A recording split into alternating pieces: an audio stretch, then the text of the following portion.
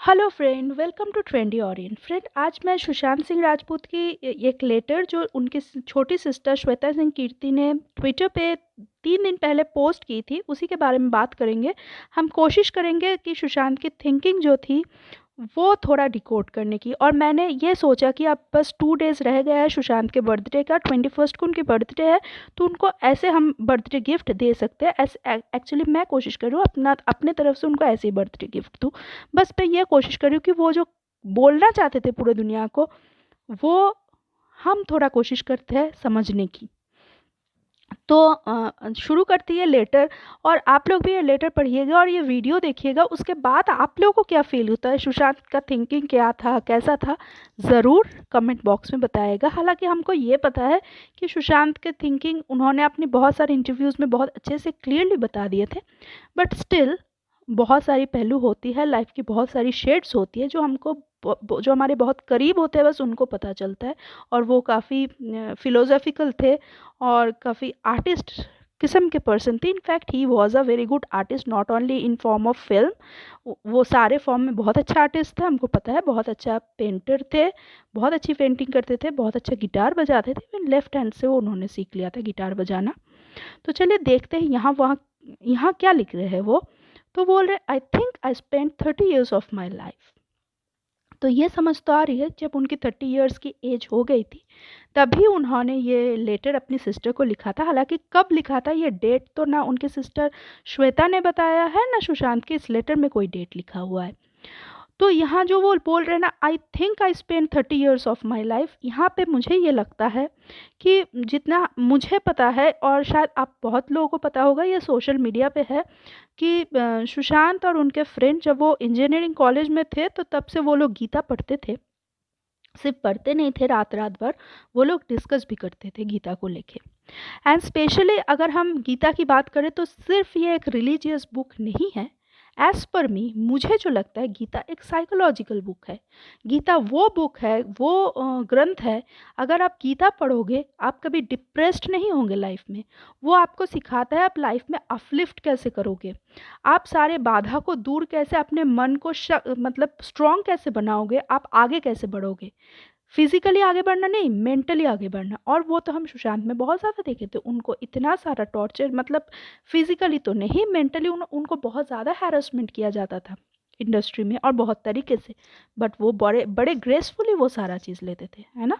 वो तो हमें अब पता चल रहा है सारा डिटेल्स, लेकिन जब थोड़ा बहुत भी पता था तो वो बहुत ज़्यादा ग्रेसफुली वो सारे जो जितना भी उनका उस हिसाब से उनका जो मेंटल जो उनको डिस्टर्बेंस ट्रबल दिया जाता था सारे लोगों की तरफ से, वो बहुत अच्छे से उसको हैंडल करते थे। तो यहाँ जो बोल रहे हैं ना, आई think I spend 30 years of my life, तो मुझे ये लगता है कि हम मानते हैं, हिंदू में माना जाता है कि जो आत्मा होती है उनकी उसका डेथ नहीं होता। और अगर आत्मा का डेथ नहीं होता तो उसका एज भी नहीं होता, आत्मा एजलेस होता है। जो हमारे सोल है वो एजलेस होता है। तो लेकिन हमारे शरीर का एज होता है। तो ये तो थिंक वाली बात उन्होंने पोर्शन में लगा दिया ना, आई थिंक आई स्पेंट। तो मुझे ये लगता है वो ये बोलना चाहते हैं कि देखो, ये शरीर का उम्र जो है, मुझे लगता है 30 साल हो गया है, उस हिसाब से उन्होंने बोला है। और वो वेदांत में काफ़ी विश्वास करते थे, वो बड़े बहुत ज़्यादा स्टडी भी करते थे वेदांत को, इसलिए वो जो हमारे विवेकानंद है, स्वामी विवेकानंद के ऊपर एक डॉक्यूमेंट्री भी बनाना चाहते थे।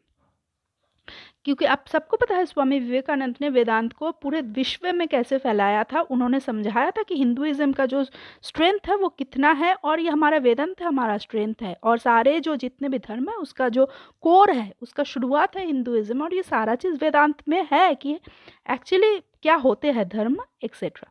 तो जो भी है, तो मुझे उस हिसाब से लगता है उन्होंने शरीर के एज के हिसाब से बोला कि I think I spend 30 years of my life. Then वो लिखता है, the first so trying to become something. तो शुरुआत में मैं कुछ बनने की कोशिश किया था।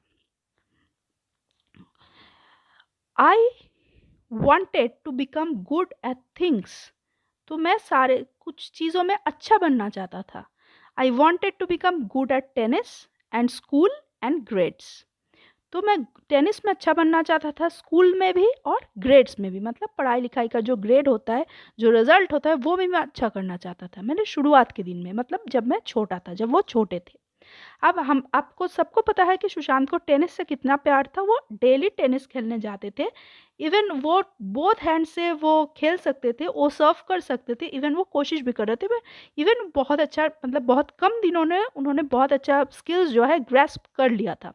आप याद करके कभी देखना, जो सिद्धार्थ खन्ना है उनके साथ सुशांत ने बहुत बार इंटरव्यू दिया है, जित बहुत सारे फिल्म्स के इंटरव्यूज़ उन्होंने एक साथ दिया है, मतलब सॉरी सिद्धार्थ खन्ना के साथ दिया है। तो जब ये लास्ट टाइम जब वो छिछोरे के टाइम जब वो इंटरव्यू देने गए थे सिद्धार्थ खन्ना को, तो उन्होंने सिद्धार्थ खन्ना ने जब उनको चैलेंज किया ना, भाई 2 हाथ हो जाए टेनिस का, मैं तुझे हरा दूंगा बिकॉज मैं बहुत अच्छा टेनिस प्लेयर हूँ। बोलते हैं हाँ चलो खेल लेते हैं, मैं आई बेट तुम हार जाओगे।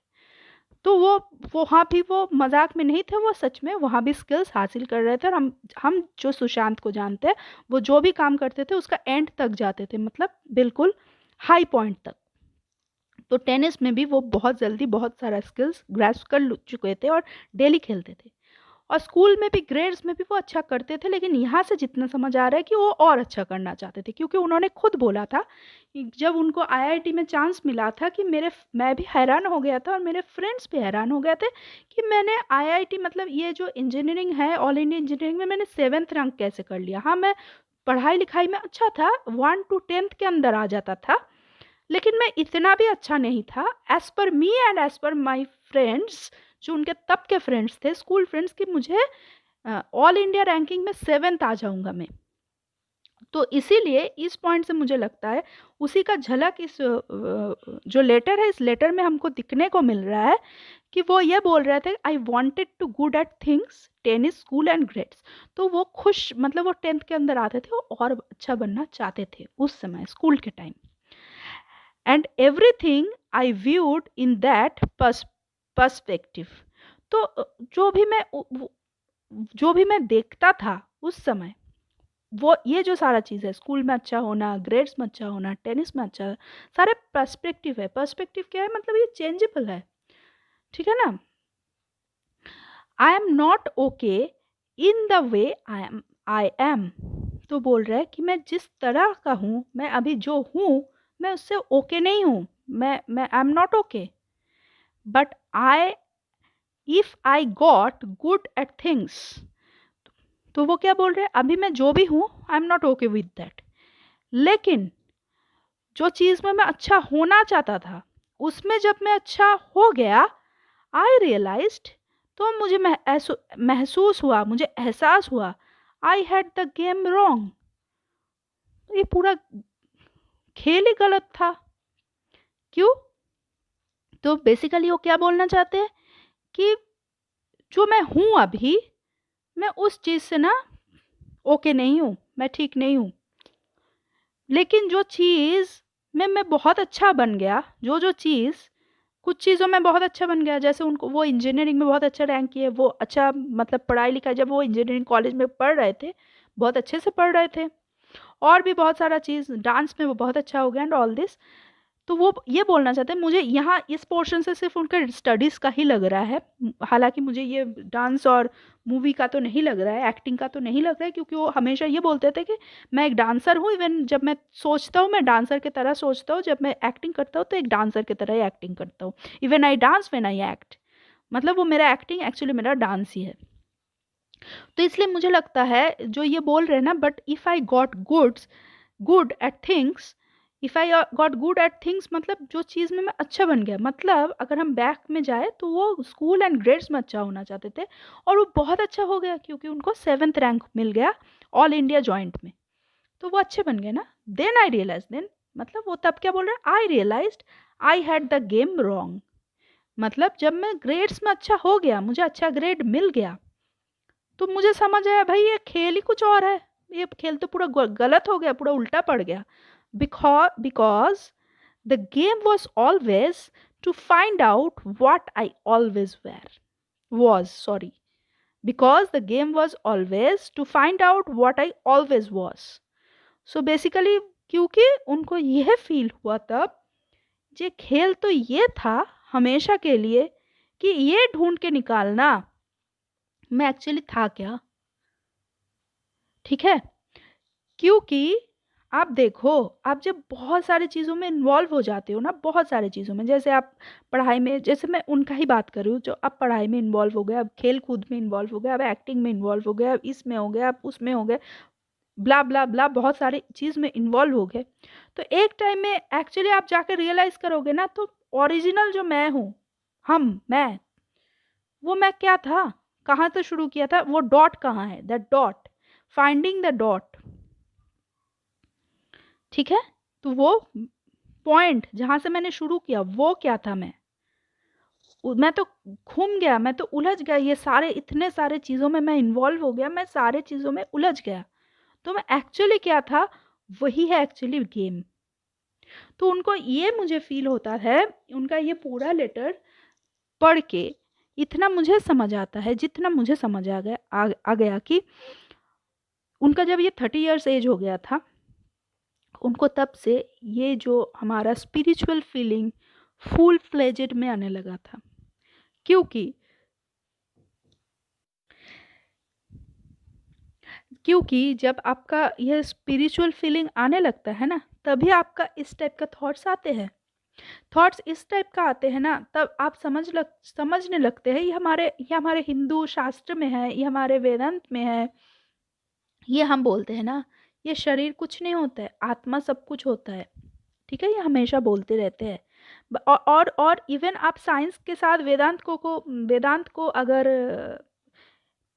पैरेलली एक साथ देखोगे ना, तो साइंस वही बोलता है जो वेदांत बोलता है, कि एक्चुअली जो हम सब कुछ देख रहे हैं ना, वो कुछ नहीं है, ये दुनिया झूठी है, सच में एग्जिस्ट ही नहीं करता। ये हमारी भ्रम है कि हम ये सारा चीज़ देख रहे हैं, और साइंस भी यही बोल रहा है। अब अगर क्वांटम फिजिक्स देखोगे तो वो भी सेम बात बोल रही है कि ये दुनिया कुछ नहीं है, ये झूठी है, बस ये हमारा डायमेंशन है, जो हम एक डायमेंशन से ये सारा चीज़ हम देख रहे हैं, और हम कल्पना कर रहे हैं, हम इमेजिन कर रहे हैं कि यहाँ है, आप है, मैं हूँ, सब कुछ हूँ, एक्चुअली सब एक है, एक पॉइंट पे है, कोई अलग नहीं है, सारा चीज़ एक पॉइंट पे है, वही हमारे वेदांत बोलते हैं। तो वही मुझे लगता है सुशांत का भी तब से ये सब, वो जब ज़्यादा ये सब में लगे हुए थे, वो जब पढ़ने लगे थे, तो उन्होंने ये फील किया कि मैं इतने सारे चीज़ों में उलझ गया, मैं एक्टिंग भी कर रहा हूँ, मैं डांस भी कर रहा हूँ, इवन वो कुछ लिख भी रहे थे तब, कुछ उनका शायद बुक्स भी रिलीज़ हो जाएगा, उनका कोई मतलब कोई पब्लिशर के साथ बात भी हो गई थी, फाइनल उनका जो बुक आने वाला है। उन्होंने बोला था, सुशांत ने बोला था कि उनका एक बुक रिलीज़ होगा, उन्होंने बोला था पता नहीं कौन पढ़ेगा, लेकिन मेरे मन में जो है, मैं वो सारा चीज़ लिखता हूँ, मुझे नहीं पता पढ़ेगा कौन एक बुक। तो वो बुक रेडी है, वो पता नहीं कब रिलीज़ होगा, जब होगा ज़रूर पता चल जाएगा, और मैं भी आप लोग को बता दूंगी। तो वहीं पे मुझे ये लगता है, लास्ट जो 4 लाइन है ना, because the game was always to find out what I always was. तो मैं एक्चुअल में मैं कौन था, है ना, ये एक्चुअल में कौन था जब बात आती है, तो आप तो इसीलिए बोलोगे भाई तुम तो सुशांत सिंह राजपूत हो, तुम के सिंह के बेटे हो, यही है तुम्हारा परिचय। एक बच्चे थे, आप बड़े हो गए और बहुत सारी चीज़ों में इन्वॉल्व हो गए। लेकिन जब अगर आप स्पिरिचुअली इस बात को देखोगे ना, आप अगर आप फिलोसफिकली इस बात को देखोगे ना, ये एक लाइन को देखोगे ना, व्हाट आई ऑलरेडी वॉज, मैं क्या था एक्चुअली पहले से। ठीक है, तो इसका मतलब यही है कि आपका सोर्स क्या है, आप कहाँ से आए हो, जो हमेशा पूछते रहते हैं हम लोग, अपने आप को पूछते हैं, मैं कौन हूँ, मैं कहाँ से आया हूँ, और मेरा उद्देश्य क्या है, मैं क्यों इस दुनिया में आया हूँ। तो वो होता है कि फाइंड आउट करना कि मैं एक्चुअली क्या था और कहाँ से आया हूँ। और अगर हम जो सीधे सीधे साथ बात में इसको डिकोड करें ना, इस 4 लाइन को, कि the game was always to find out what I already was, कि जब मैं इतने सारे चीज़ों में लग गया और मुझे लगा जो जो चीज़ मुझे हासिल हुआ सारा चीज़ गलत है, तो तब मुझे ये एहसास हुआ कि ये खेल ये चीज़ है कि पता करना कि मैं एक्चुअली क्या था। तो इसका मतलब ये सीधे सीधे बात पे, अगर हम स्पिरिचुअली ना सोच के नॉर्मली सोचे, साइकोलॉजिकली ना सोच के नॉर्मली सीधे सीधे मोटे मोटे दिमाग पे सोचे, तो ये है कि आपको पूरी ज़िंदगी, और एक 30 साल मतलब आपके पूरे ज़िंदगी की, अगर हम एक ज़िंदगी की एवरेज एज समझ ले 80 साल, तो 30 साल तक आपकी जो मतलब टाइम लग गया ये पता करने कि एक्चुअली मुझे बनना क्या था, एक्चुअली मैं था क्या जो मैं आज आया हूँ इधर। उसको अगर बोलते तो व्हाट आई ऑल में हमेशा से क्या था, है ना। ये मैं हमेशा से, what I always was means मैं हमेशा से क्या था, तो हमेशा से आप क्या थे, है ना।